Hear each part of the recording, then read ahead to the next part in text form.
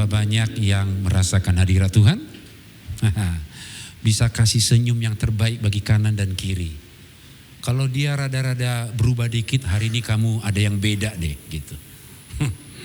Ya, karena namanya berjemaat itu kan harus saling menguatkan. Iya. Saudaraku, kita masih dalam tema bulan ini. Kita akhiri tema bulan Oktober dengan staying vigilant. Saya mulai dengan sebuah pendahuluan yang mungkin memudahkan saudara nanti. Pernahkah kita menunggu kesepakatan bisnis yang menentukan nasib usaha Anda?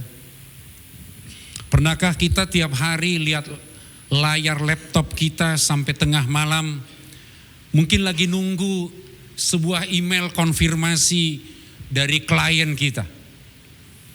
Atau kita sedang menunggu sebuah jawaban dari perusahaan tertentu yang mungkin saja itu mengubah karir kita selamanya. Dan saya meyakini dalam dunia bisnis saja saudaraku, kita paham betul apa yang kita sebut dengan kesiapan. Bagi kita karyawan, Anda yang ada di marketplace, presentasi yang kita tidak siapkan dengan baik itu bisa berakhir dengan kehilangan kontrak mungkin. Laporan yang terat dari kita kepada pimpinan kita itu mungkin bisa saja mengurangi kredit pekerjaan kita, kinerja kita. Mungkin kita sedang join dengan mau mengadakan kerjasama dengan investor tertentu. Mereka mau suntik dana kepada startup kita. Tapi kita gak punya data yang kuat untuk meyakinkan mereka. Maka percayalah, dia tidak akan percaya kepada Anda dalam 5 menit pertama. Karena kita datang gak bawa apa-apa. Tapi izinkan saya pagi hari ini bertanya kepada kita semua.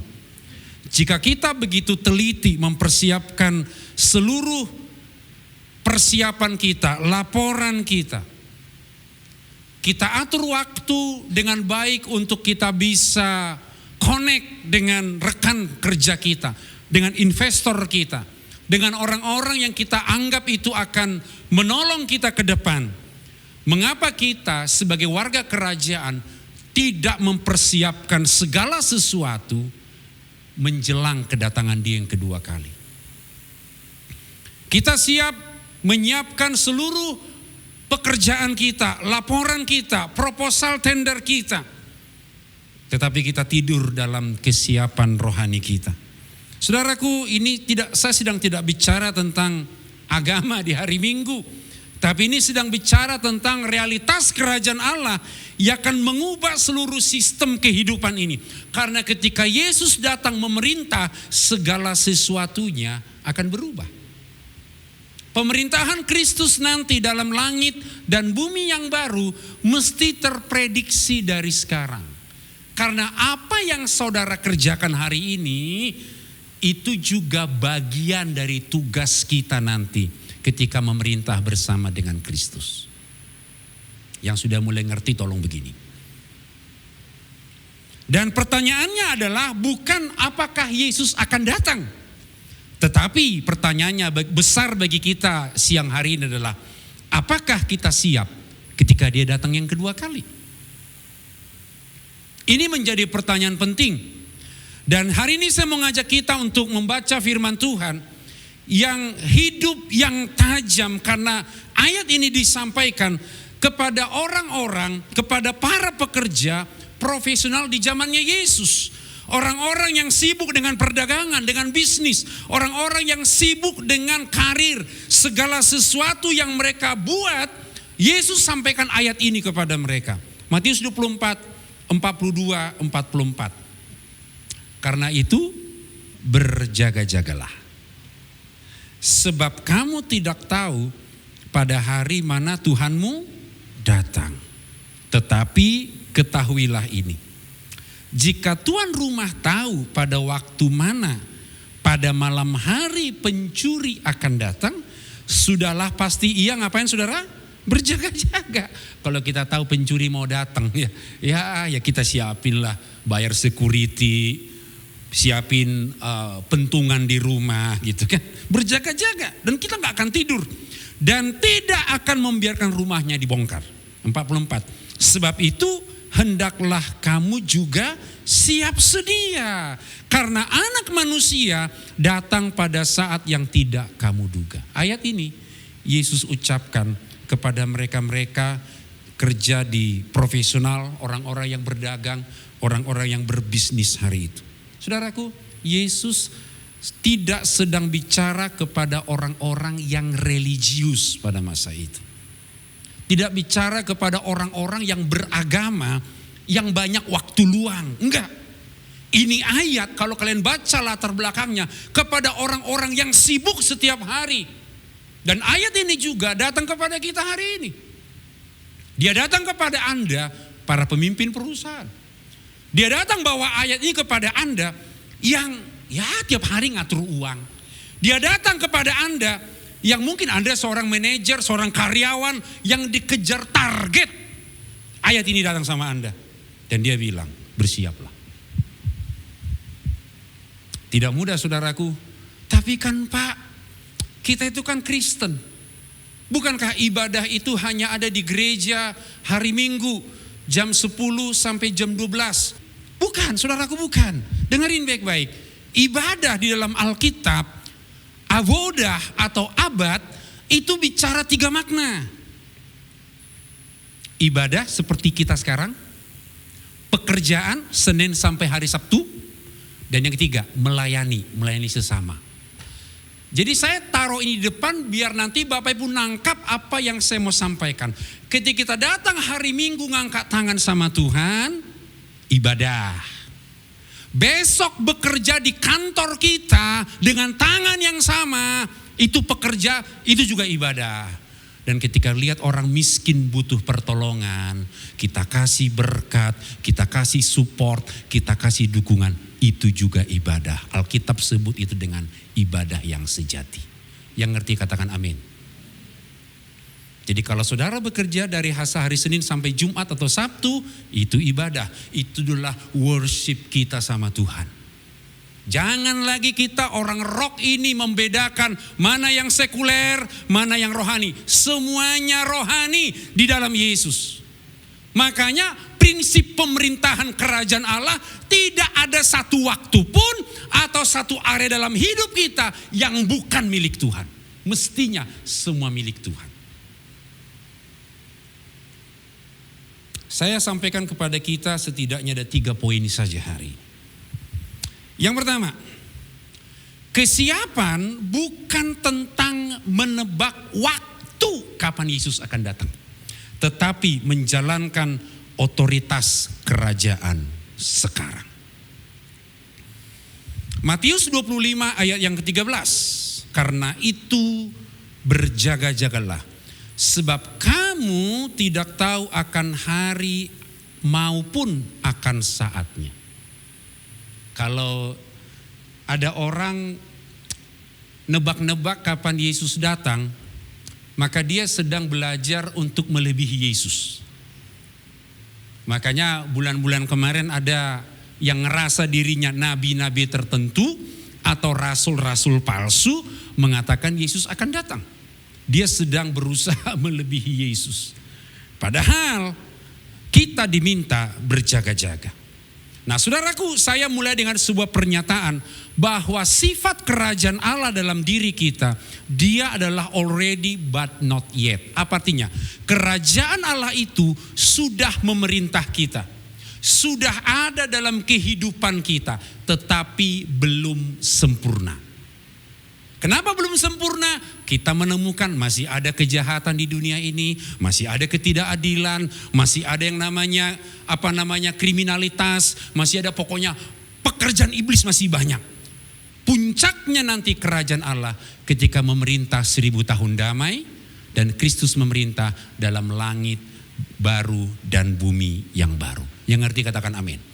Jadi kalau kita bertanya, kan kerajaan Allah sudah ada sekarang, tapi mengapa masih ada kejahatan? Betul, kerajaan Allah sudah ada, tapi Yesusnya belum memerintah secara total. Sehingga kita menjadi paham, Yesus tidak memanggil kita untuk berspekulasi tentang tanggal dan tanda-tanda sorga. Kita tidak perlu berdebat kapan Yesus datang. Kita tidak perlu memikirkan sampai kita nggak bisa bekerja lagi atau kita nggak bisa tidur memikirkan kapan Yesus akan datang. Dia memanggil saudara dan saya untuk menjalankan kuasa kerajaan, otoritas kerajaannya di dalam sistem dunia yang jahat ini sekarang. Jadi kalau kata Pak Hartono minggu kemarin, jangan ada satupun di antara kita pemalas, itu maksudnya beliau. Karena kita diberi kuasa, kita diberi otoritas untuk mengelola semua yang Tuhan percayakan kepada kita. Dan dia bilang tadi, berjaga-jagalah, sebab kamu tidak tahu akan hari maupun akan saatnya. Berjaga-jaga. Itu artinya kita tetap terjaga secara fisik, satu sisi. Tetapi selain itu kita sadar, aktif, produktif dalam menjalankan tugas kerajaan Allah.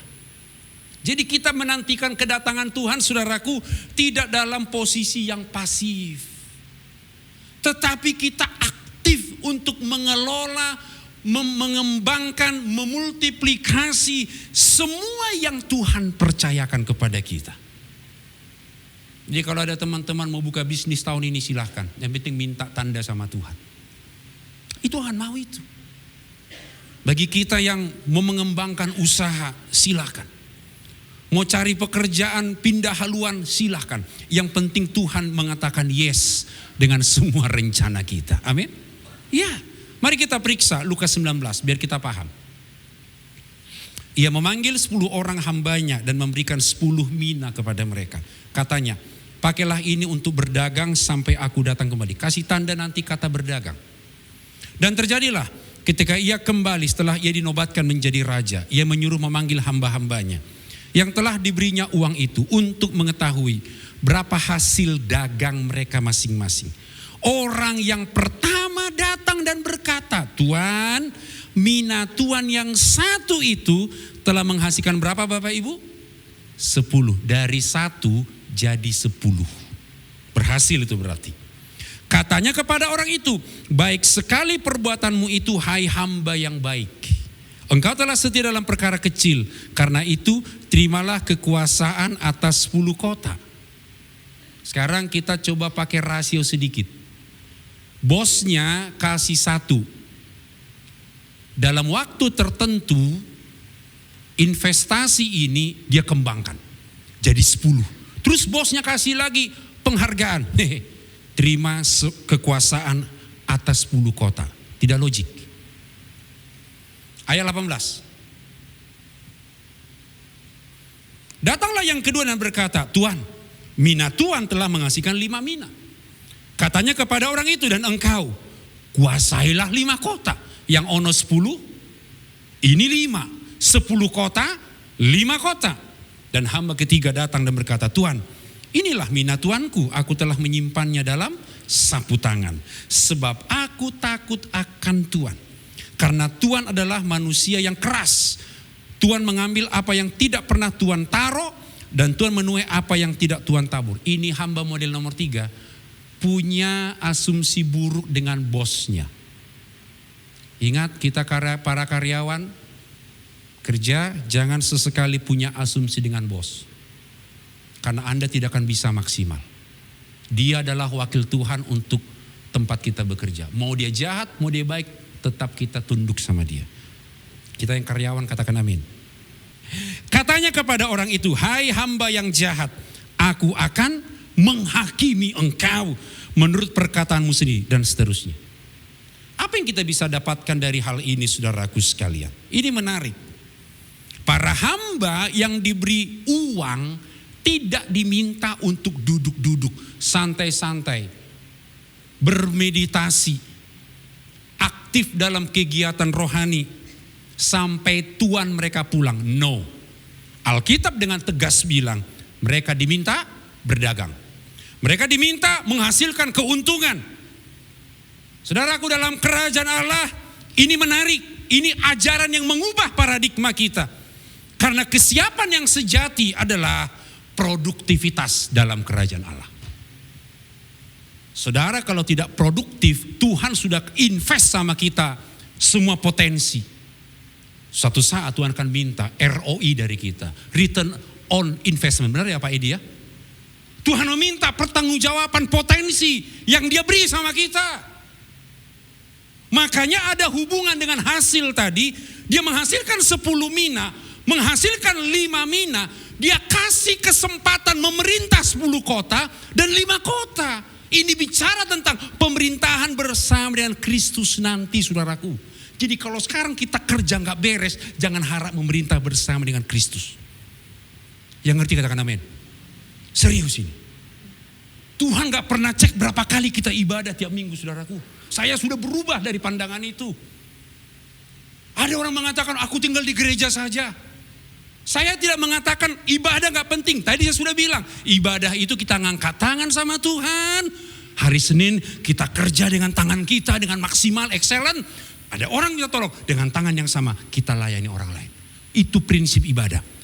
Artinya begini, jangan lagi kita fokus hanya ibadah di gereja. Itu penting saudaraku, jangan tinggalkan ibadahmu. Tetapi ingat, hari Senin sampai hari Sabtu pun Tuhan minta pertanggungjawaban dari kita. Karena itulah ekspresi kita menantikan kedatangan Kristus yang kedua kali. Mesti produktif. Kata kunci di sini, produktif. Saya kasih contoh yang bagus. Misalkan kita ini teman-teman buka usaha lah, startup. Modal 3 miliar. Tahu modal 3 miliar itu usaha apa ya? Kalian kan lebih paham dari saya. Kemudian investor ini bilang, bro gue titip nih 3M ya, lu kembangin dah. Mungkin gue ke luar negeri dulu 2-3 tahun. Nanti balik harapan saya ada sesuatu yang berubah lah dari 3M ini. Dia kasih kita modal, dia kasih kita sumber daya, dia kasih kita kepercayaan penuh. Respon kita akan ada 2 saudaraku. Yang pertama, kita akan menghabiskan waktu menghitung kapan bos investor itu balik. Pulang, kemudian kita bikin grafik di meja kita. Grafik kira-kira bos akan pulang kapan. Prediksi. Tanya sekretarisnya, tanya, bos kapan pulang? Kita fokus hanya tanya, bos kapan pulang? Atau teman-teman akan menjalankan perusahaan itu.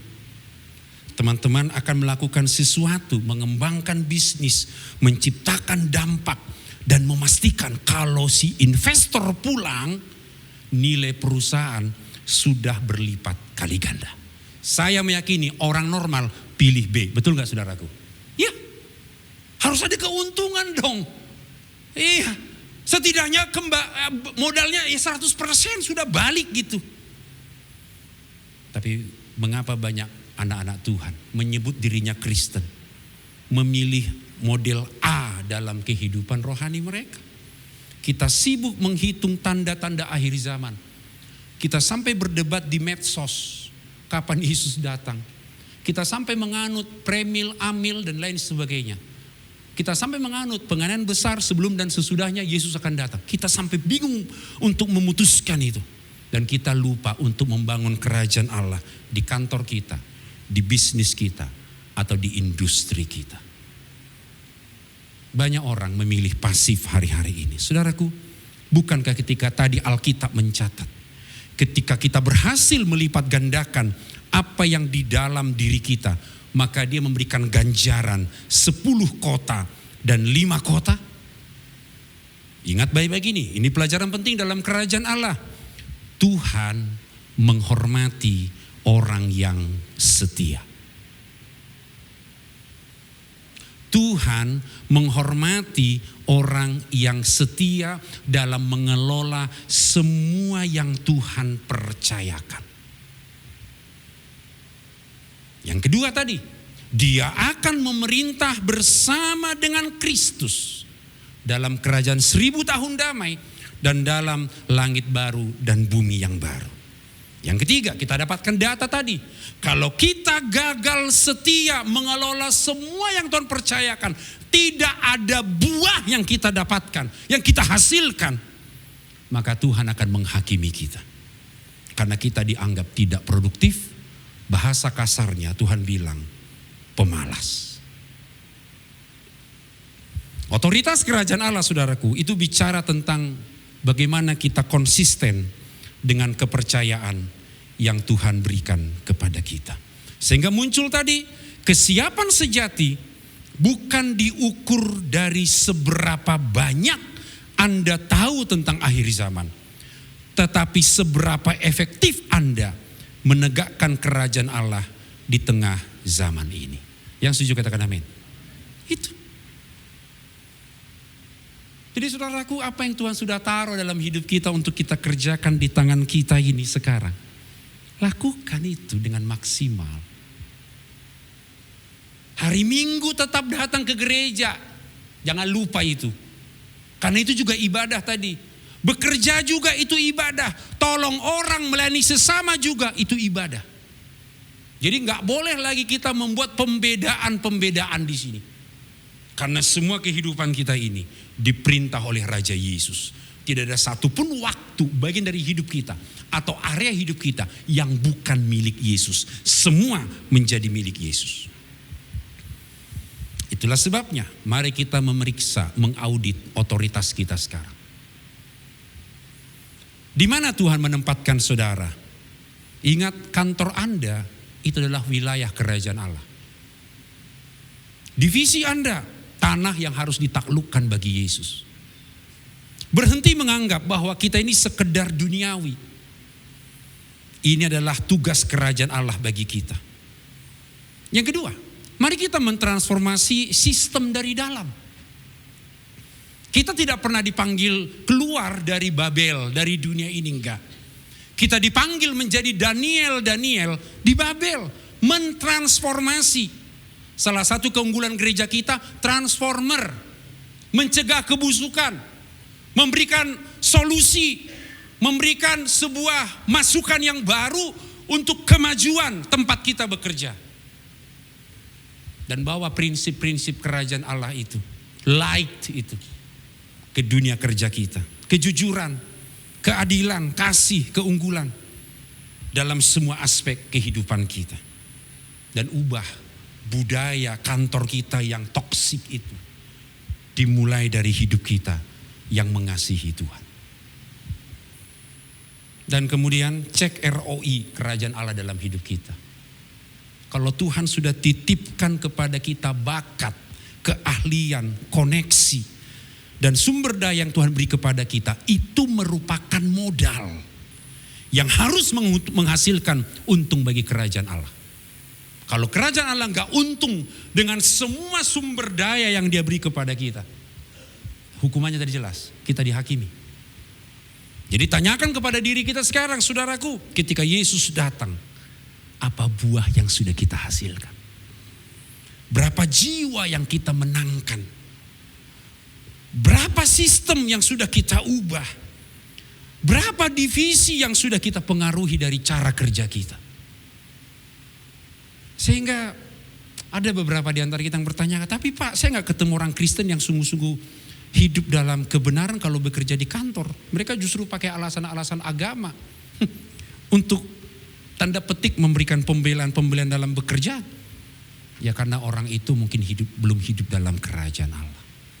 Mestinya orang kalau hidup dalam kerajaan Allah, dimanapun Tuhan tempatkan dia melakukan segala sesuatu untuk Tuhan, bukan untuk manusia.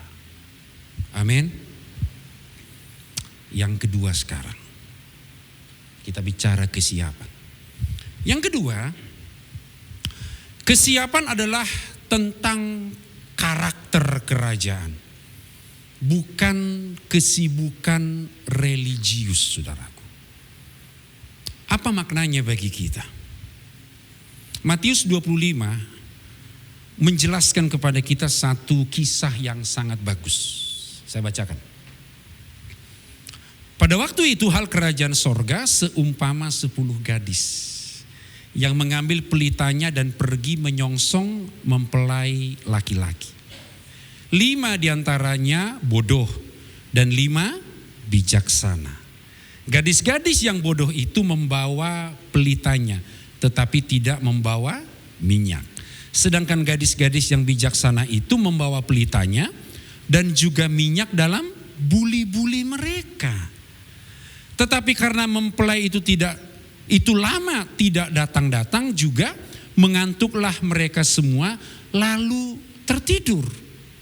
Ayat 6. Waktu tengah malam terdengarlah suara orang berseru, mempelai datang, song-songlah dia. Gadis-gadis itu pun bangun semuanya, lalu membereskan pelita mereka. Gadis-gadis yang bodoh berkata kepada gadis-gadis yang bijaksana, berikanlah kami sedikit dari minyakmu itu, sebab pelita kami hampir padam. Tetapi jawab gadis-gadis yang bijaksana itu, nanti tidak cukup untuk kami dan untuk kamu. Lebih baik kamu pergi kepada penjual minyak dan beli di situ. Selanjutnya 10. Akan tetapi waktu mereka sedang pergi untuk membelinya, datanglah mempelai itu dan mereka yang telah siap sedia masuk bersama-sama dengan dia ke ruang perjamuan kawin. Lalu pintu ditutup. Kemudian datang juga gadis-gadis yang lain itu dan berkata, Tuan, Tuan, bukakanlah kami pintu. Tetapi ia menjawab, aku berkata kepadamu, sesungguhnya aku tidak mengenal kamu. 13. Karena itu berjaga-jagalah, sebab kamu tidak tahu akan hari maupun akan saatnya. Saudara keluarga kerajaan Allah, apa yang kita bisa lihat dari ayat ini? Perumpamaan 10 gadis, cerita yang tanda petik mengerikan di dalam Injil. Semua 10 gadis itu sedang menunggu mempelai laki-laki. Mereka semua punya lampu. Mereka semua tampak siap. Tetapi ketika momen itu datang, mempelai laki-laki itu datang, 5 gadis tidak punya minyak cadangan. Apa penekanan poin penting bagi kita di ayat ini, saudaraku? Minyak sering diartikan oleh para penafsir lambang dari Roh Kudus dan karakter yang dihasilkan oleh Roh Kudus. Catat ini baik-baik. Kehidupan kita semua di area manapun Tuhan tempatkan kita, mesti dipimpin, dipenuhi Roh Kudus, dan karakter itu yang dihasilkan Roh Kudus, buah roh itu muncul dari kehidupan kita. Jangan sampai kita kelihatan rohani sekali, aktif melayani, rajin ibadah, tapi kita nggak mengalami perubahan karakter. Maka Alkitab sebut tadi, kita seperti gadis-gadis yang bodoh, kosong di dalam. Jadi ayat ini bicara tentang kesiapsiagaan kita. Bicara tentang berjaga-jaga. Yesus mau bilang sama kita, kalau kamu mau siap sedia menjelang kedatangan Tuhan yang kedua kali, punya karakter ilahi. Itu penekanan kita di poin yang kedua. Karena karakter ilahi itu membuat kita berbeda dengan orang-orang yang ada di dunia ini. Satu ayat lagi, Matius 7, 21, 23. Saya kasih ayat ini biar mudah membandingkan. Bukan setiap orang yang berseru kepadaku, Tuhan, Tuhan, akan masuk ke dalam kerajaan sorga, melainkan dia yang melakukan kehendak Bapa-Ku yang di sorga. Pada hari terakhir banyak orang akan berseru kepadaku, Tuhan, Tuhan, bukankah kami bernubuat demi namamu, mengusir setan demi namamu, dan mengadakan banyak mujizat demi namamu juga? 23. Pada waktu itulah aku akan berterus terang kepada mereka dan berkata, aku tidak pernah mengenal kamu, enyahlah daripadaku, kamu sekalian pembuat kejahatan. Saudaraku, Bapak Ibu tahu apa makna dari pembuat kejahatan? Dalam bahasa Yunaninya anomos. Anomos itu artinya tidak terikat dengan hukum. Hidup tanpa hukum. Bekerja setiap hari tapi tidak punya karakter kerajaan Allah. Tuhan bilang, enyah kamu pembuat kejahatan. Karena akan ada banyak orang ngaku-ngaku kami sudah bernubuat, kami sudah mengusir setan, melakukan banyak mujizat. Tapi Yesus bilang, aku tidak pernah mengenal kamu. Berarti saudaraku, identitas pertanda yang Tuhan lihat dalam hidup kita adalah kalau Dia lihat kita hidup sesuai dengan kehendak Allah. Katakan amin. Ya, itu yang Tuhan lihat. Bapak Ibu tahu perbedaan antara sibuk dan produktif? Tahu ya? Kita bisa bekerja 14 jam sehari. Sibuk. Email kita penuh. Jadwal kita sangat padat. Tapi kita gak pernah menghasilkan nilai. Kita hanya kelihatan sibuk, tapi bukan efektif. Ada orang-orang yang saya kenal, saudaraku, seperti itu. Dia ikut ibadah di gereja hari Minggu. Pemimpin top malah. Tapi kalau di dalam dunia marketplace, dia dianggap orang yang licik, suka nipu orang. Berbohong kepada atasan. Menjatuhkan rekan kerja untuk, biar naik jabatan. Atau mungkin saja dia mengeksploitasi bawahan. Kalian tahu jawabannya kalau ditanya, kenapa lu seperti itu? Dia jawab, jawabannya sangat aneh. Dia bilang apa? Bisnis ya bisnis, ini beda sama iman. Saya berharap di kita gak ada kayak gitu. Imanlah itulah yang mendrive semua kebijakan bisnis kita. Kecintaan hormat kita kepada raja itulah yang membuat kita bekerja dengan takut akan Tuhan. Kita tidak menjadi cinta akan uang melebihi cinta kepada raja kita. Yang sepakat katakan amin. Orang-orang seperti ini, saudaraku, adalah orang-orang yang menjadi gadis yang bodoh. Dia punya lampu tapi gak punya minyak. Dia punya performance, tetapi tidak punya karakter kerajaan Allah. Dia punya jabatan religius, tapi gak punya karakter ilahi, karakter Kristus dalam hidupnya. Dan ketika Tuhan Yesus datang nanti kedua kali, apakah dia menghormati orang-orang yang seperti itu? Justru dia bilang, enyahlah kamu pembuat kejahatan. Itulah sebabnya Yesus tidak terkesan dengan seberapa sibuk Anda melayani di gereja. Ini bukan berarti gak penting. Saya melayani di gereja, Bapak Ibu melayani di gereja. Tapi dia melihat seberapa setia kita mencerminkan karakternya di dunia kerja. Yang sepakat sama saya katakan amin. Ya, karena orang Farisi itu pun sangat aktif dalam agamanya. Hafal ayat. Lihat orang ada sedikit kesalahan beribadah, dia bisa tahu lu salahnya di sini. Tapi justru Yesus bilang, kamu kayak kuburan dilabur putih-putih. Keren kelihatan dari atas, tapi dalamnya penuh dengan sampah. Itulah sebabnya hari ini saudaraku, mari kita memeriksa integritas kita. Apakah kita jujur di dalam semua laporan keuangan kita? Apakah kita terbuka ketika berurusan dengan klien-klien kita? Apakah kita punya standar ganda? Satu untuk gereja biar rohani, dan satu untuk pekerjaan kita. Ingat ini, kerajaan Allah, karakter kerajaan Allah tidak mengenal kepribadian ganda. Karakter kerajaan Allah harus menemukan Yesus dalam hidup kita. Gak boleh yang lain.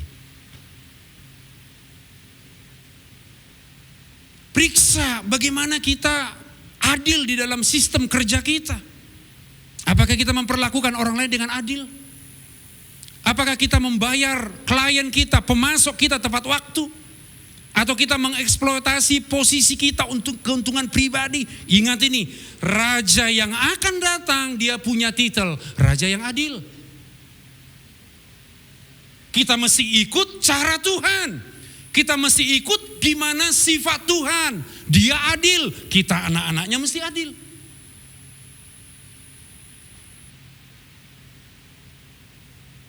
Bagaimana kasih kita kepada orang lain? Apakah kita masih sikut-sikutan sama orang? Atau kita mempunyai sesuatu faktor pembeda sehingga kita dihormati oleh orang lain? Apakah kita membangun apa yang kita lakukan ini untuk kesombongan atau untuk memberkati banyak orang? Ingat, kerajaan Allah itu kerajaan kasih, bukan kerajaan permusuhan. Jadi kalau ada orang-orang di sebelahmu, saudaraku, sikut kamu biar turun, tidak perlu marah. Karena kamu tinggal dalam kerajaan yang tidak tergoncangkan. Sekali Tuhan mengangkat kamu, gak ada tangan manusia yang bisa stop. Sekali Tuhan angkat saudara di tempat itu, jadi wakilnya, jadi dutanya. Ingat, kamu sedang ada tinggal dalam kerajaan yang tidak tergoncangkan. Sikutan orang gak bikin kamu jadi jatuh kok. Karena Tuhan bisa angkat kita. Kita wakilnya di situ. Alkitab Perjanjian Lama sebut, kamu itu biji mataku. Ada yang coba colok-colok, hadapi aku, kata Tuhan. Jadi gak usah jadi baperan. Karena kita punya backing, raja di atas segala raja. Jadi hari ini kita berhenti menipu ya, dengan kesibukan religius kita.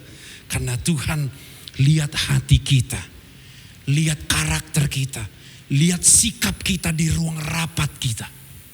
Tuhan lihat kita di perundingan kontrak-kontrak yang sedang kita buat. Dia melihat kita bagaimana kita memperlakukan orang yang tidak berguna bagi kita sekalipun. Dia cek itu. Itulah ujian yang sebenarnya.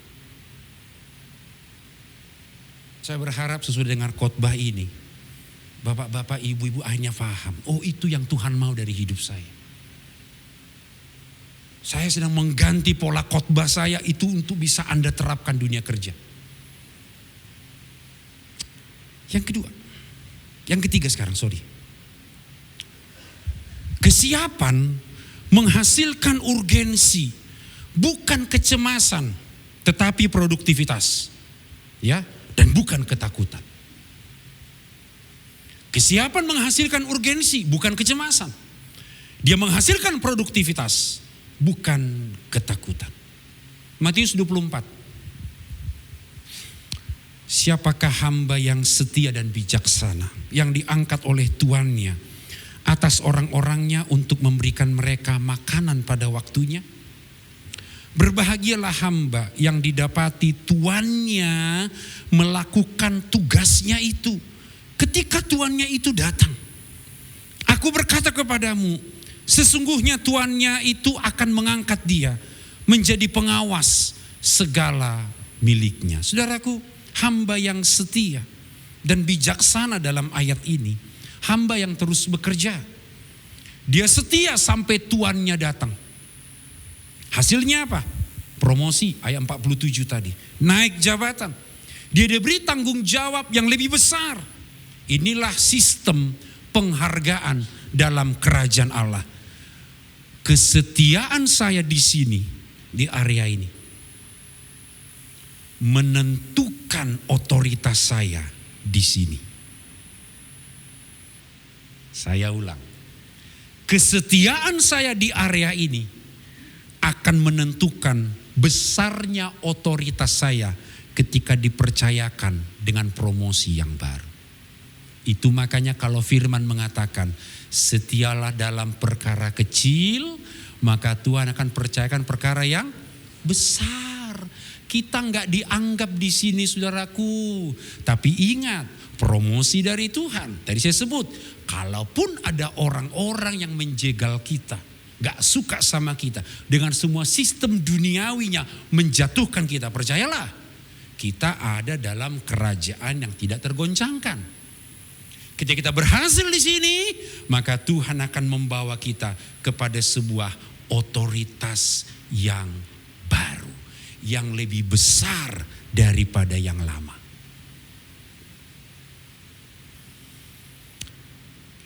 Hal yang sama disampaikan Rasul Paulus kepada jemaat Tesalonika. Saya akan selesai. Sebab juga waktu kami berada di antara kamu, kami memberi peringatan ini kepada kamu, jika seorang tidak mau bekerja, janganlah ia makan. Kami katakan ini karena kami dengar bahwa ada orang yang tidak tertib hidupnya dan tidak bekerja, melainkan sibuk dengan hal-hal yang tidak berguna. Orang-orang yang demikian kami peringati dan nasihati dalam Tuhan Yesus Kristus, supaya mereka tetap tenang melakukan pekerjaannya dan dengan demikian makan makanannya sendiri. Paulus tegas menegur jemaat Tesalonika yang berhenti bekerja karena mereka pikir, gak usah bekerja, Yesus besok mau datang. Bukankah itu yang terjadi? Ada rumor, Yesus datang, dia jual mobil dengan murah sekali, jual tanah, jual aset, jual rumah, jual semuanya. Karena bilang, Yesus datang. Tapi Paulus bilang, bro, jangan bodoh. Kalau kamu tidak bekerja, jangan makan. Ini bukan ajaran kemiskinan, saudaraku. Ini adalah ajaran kerajaan Allah yang produktif.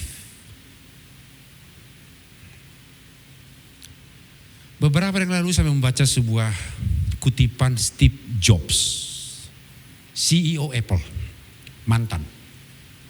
Dia bilang gini, jika hari ini adalah hari terakhir hidup saya, maka saya harus segera melakukan apa yang saya sudah rencanakan. Ini merupakan sebuah statement mengenai urgensi, ketersegeraan. Urgensi yang sehat, saudaraku, tidak membuat Anda panik. Yesus datang, betul. Tapi kedatangan Yesus tidak membuat Anda jadi panik, tidak membuat Anda jadi takut, tetapi Anda tetap siaga, siap sedia. Karena Anda justru sedang fokus tajam kepada hal-hal yang begitu prioritas atau hal-hal yang penting. Saya pernah ketemu dengan seorang om.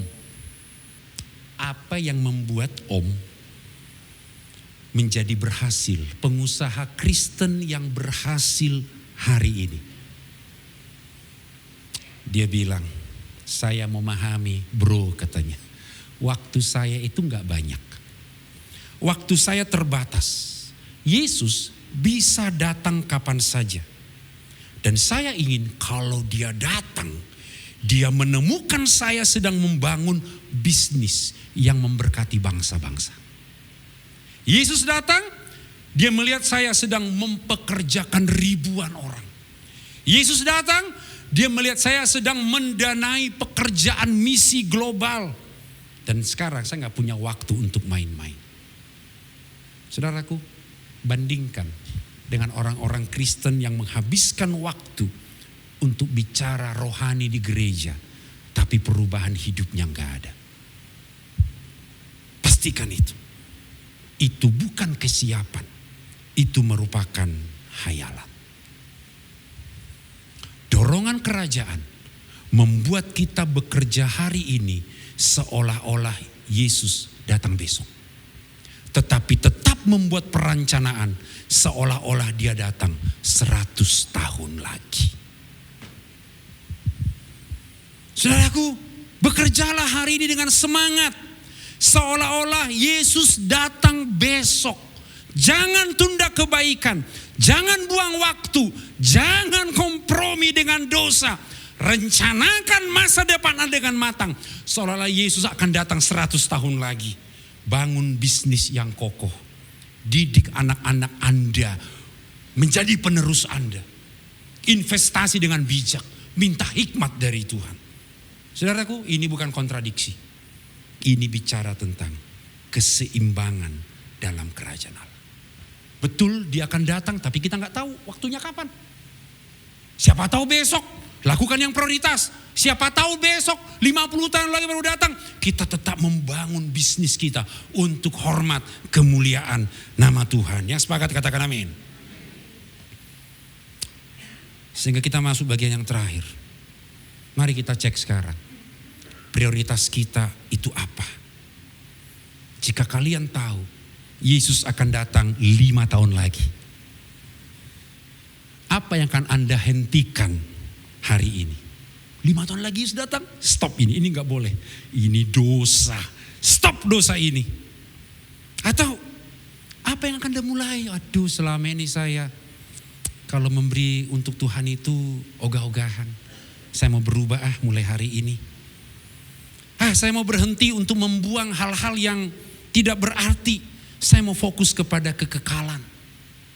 Saya bangun bisnis, saya bangun usaha, biar makin banyak orang-orang diberkati.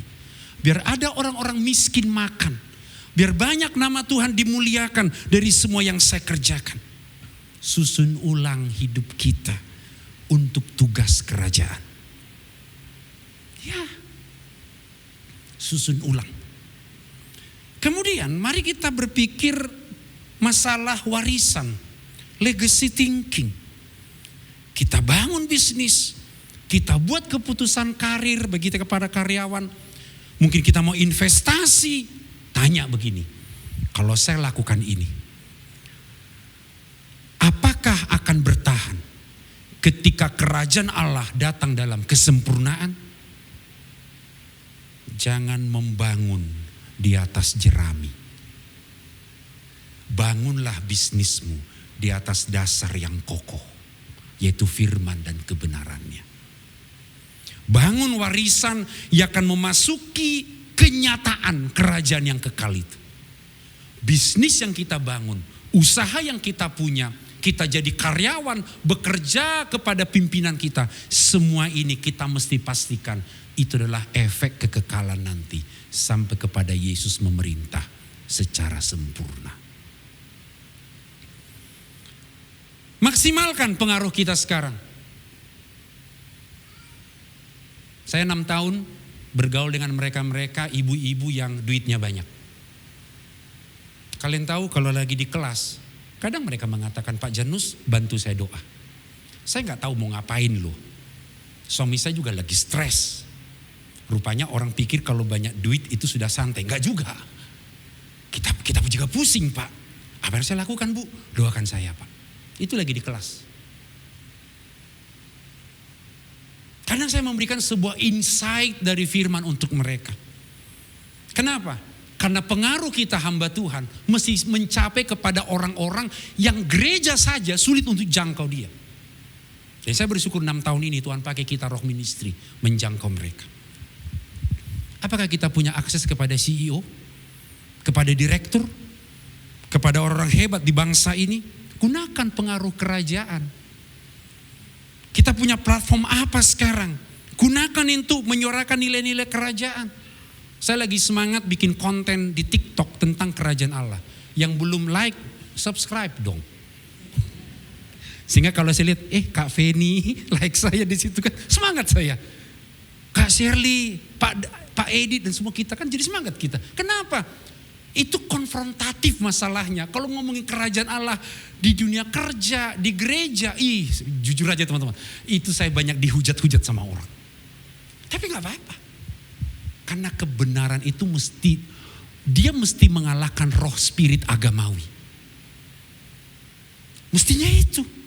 Kita mesti memperluas ya budaya kita, pengaruh kita. Kita gunakan itu untuk memajukan tugas kerajaan Allah. Jangan tunda sampai dengan mengatakan, tunggu saya lebih berhasil.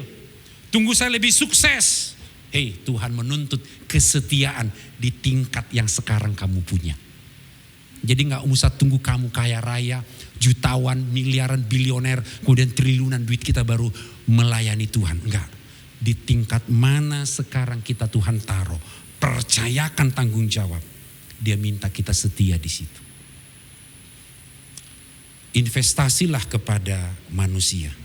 Ingat ini, satu-satunya yang bisa bertahan nanti adalah jiwa-jiwa manusia.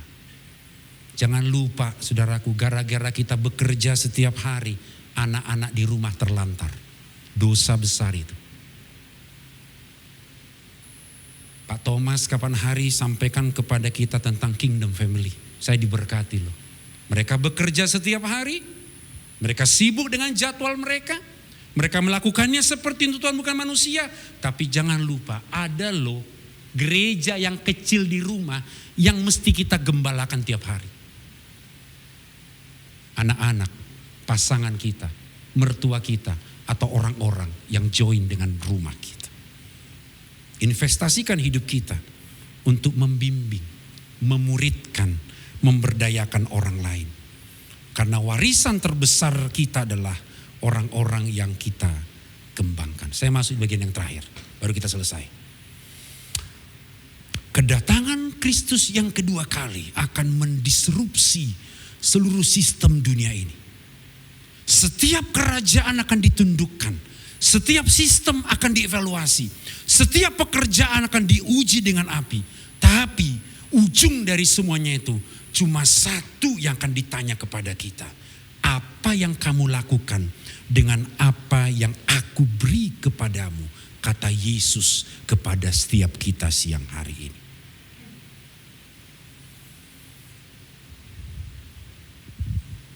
Kita sedang ada di area ini saudaraku. Perubahan yang cepat. Lihat aja bisnisnya Bapak Ibu. Bapak Ibu lebih paham dari saya. Teknologi sangat cepat. Bisa mengubah industri sekejap mata. Perusahaan yang baru bisa gulingkan perusahaan raksasa. Model bisnis yang kita punya sekarang bisa ketinggalan 5 tahun lagi. Kenapa? Ada AI. AI itu barang sakti. Saya kalau ketemu bikin flyer kita ibadah, ketemu foto yang jelek, masukkan AI. Saya punya kamus sama Pak Indra, pakai skincare mahal. Itu foto kita jadi kinclong pakai AI. Lebih bagus dari orang aslinya. Serius saudaraku, itu semacam jadi dewa zaman sekarang. Kita kalau nggak berubah, kita nggak minta hikmat Tuhan, kita bisa kalah. Tapi ingat ini, AI tidak bisa mengalahkan ketika Yesus datang yang kedua kali, seluruh sistem dunia ini berubah ke arah yang Dia mau. Katakan amin. Jadi apakah kita siap? Ini dia. Apakah Anda siap ketika menjalankan otoritas kerajaan di marketplace Anda sekarang? Apakah Anda siap hidup dengan karakter Kristus yang otentik di tengah sistem yang korup? Apakah kita siap bekerja dengan urgensi yang membuat hari kita menghitung hari-hari itu untuk kepada kekekalan?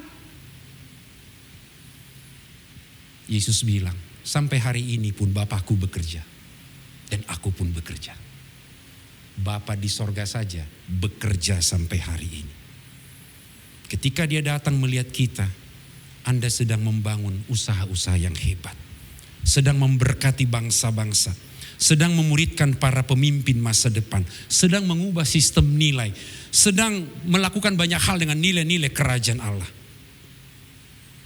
Ketika Yesus datang, Dia akan begini. Pada hari itu, saudaraku, ketika kita lagi bekerja, giat bagi Tuhan, dengan apa yang dipercayakan hari ini kepada kita, Dia akan bilang begini, baik sekali perbuatanmu, hai hambaku yang baik dan setia. Masuklah ke dalam kebahagiaan Tuhanmu.